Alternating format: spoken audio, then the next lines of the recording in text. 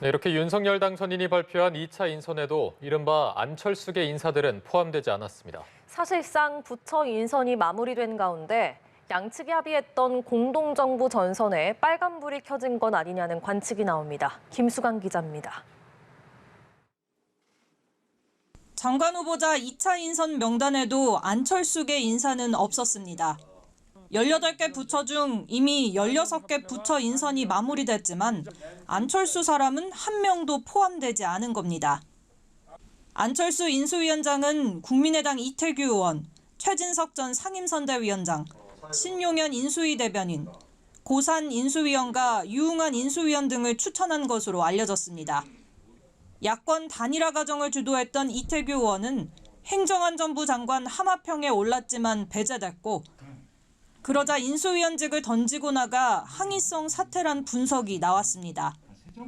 이 의원이 사퇴하자 안 위원장은 불편한 내색을 숨기지 않았습니다. 인선 과정에서 특히 제가 전문성이 있는 분야에 대해서는 조언을 드리고 싶었습니다만 그런 과정은 없었습니다. 2차 인선 결과가 발표된 뒤에는 말을 아끼며 사무실을 떠났습니다. 오늘 내가 인선 발표 나왔으니까. 몸으로 말씀하지 마시고. 오늘은 그냥 가실게요. 다음에 또 언제 일정이 만나셨어요? 있어요. 안 위원장은 발표에 앞서 윤 당선인과 독대했지만 인선 명단조차 받지 못한 것으로 알려졌습니다. 안 위원장은 윤 당선인과 장제원 당선인 비서실장, 인수위 주요 관계자들과 하기로 한 도시락 만찬에도 불참했습니다.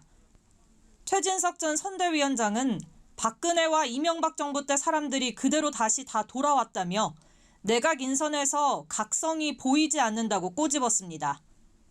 윤석열 정부 출범이 채 한 달도 남지 않은 상황에서 대선 전 약속한 공동정부 운영이 벌써부터 물 건너가는 것 아니냐는 관측이 나옵니다. 인사를 둘러싼 파열음은 국민의힘과 국민의당의 합당 논의에도 여파가 미칠 것으로 보입니다. 연합뉴스TV 김수강입니다.